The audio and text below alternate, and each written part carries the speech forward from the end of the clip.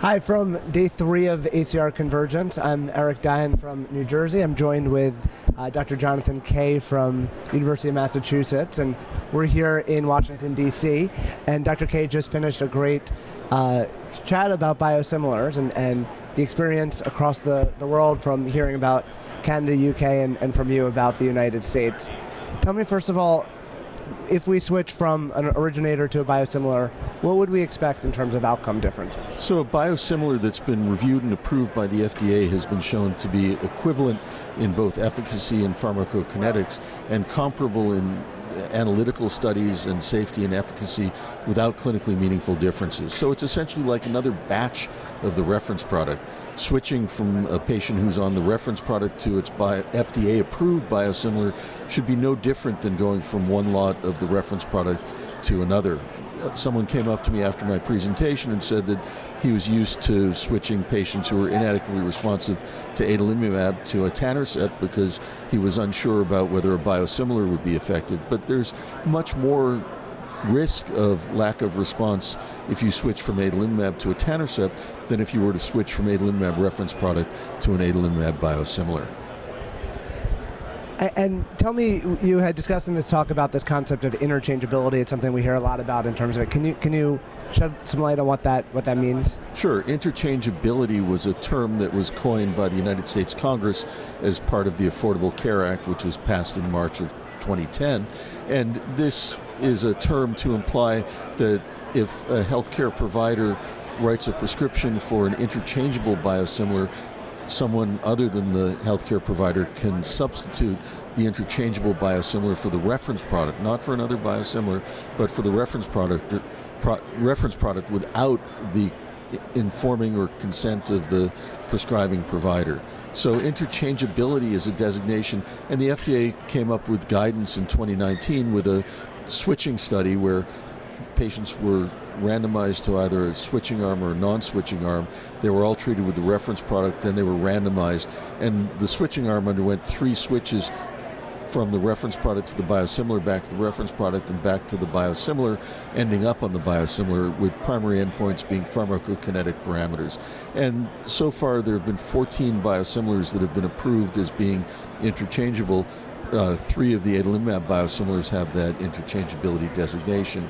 But the FDA has issued draft guidance this year in 2024 that an interchangeability study may not be necessary if the manufacturer can provide data from the analytical and clinical studies that would demonstrate no expected difference in efficacy if a patient were to be switched to that biosimilar. And so we have 61 approved biosimilars in the United States, 14 with the interchangeability. Not all of those 61 are on the market currently. Certainly we know that they're cheaper medications. I think the biggest question that a lot of us have is cheaper for whom? So they're not really cheaper because they're high quality. They're less expensive in theory, but because the reimbursement system is so opaque, pharmacy benefit managers put them on formulary, and the pharmacy benefit manager gets a 2 to 4% administrative fee based upon the list price of the drug, so that the most attractive medication to be put on a PBM formulary is the one with the highest list price, which also allows the most room for discounts and rebates, not all of which are given back to the plan sponsors. So the PBM makes its profits on the basis of retained rebates and discounts as well as the administrative fee. So there's a rather odd incentive for the PBM that's disaligned with that for the patient. So in most cases, the biosimilar is less expensive, but not always. But it's important that the savings be passed on to the patient in some way, or else there's no benefit to the patient of switching from the reference product on which they've been doing well to a biosimilar. I think that's the most important point, is that the patients see these benefits, and it's hard and confusing for the patients, but I think the other speakers who have had longer term experience in other countries really talked about the transparency that's needed, so we explain what these medicines are and why there's the benefits to them and to the system. Absolutely. So 2 things. One, in the United Kingdom and in Canada, there are single payer systems. In the United Kingdom, it's the National Health Service, which is national. In Canada, each province has separate regulations, but the provincial government is the single payer. In the United States, we have these vertically integrated systems where CVS has its own PBM, CVS Caremark, it has its own specialty pharmacy, CVS Specialty Pharmacy, and its own insurance, Aetna. And Cigna, the same. Cigna has its own insurance, it has its own PBM Express Scripts, and its own specialty pharmacy, Accredo. So there are benefits to the vertically integrated business, which are not necessarily aligned with those for the provider or the patient. So that has been delaying the widespread acceptance and benefit of biosimilars in the United States.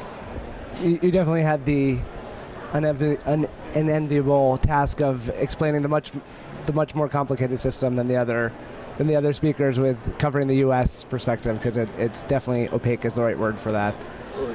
It's complicated, but ultimately, for example, Blue Shield of California, which covers about 40,000 Humira prescriptions each year and spends over $100 million on Humira each year, has now contracted with Fresenius Kabi for their biosimilar adalimumab, and is going to be providing that at a low cost to the Blue Shield of California, and they're going to allow patients to receive this, oftentimes with no co-payment required of the patient. So that's the beginning of a system where the insurer is bypassing PBMs and is going to effectively deliver effective biosimilars to patients at a lower cost.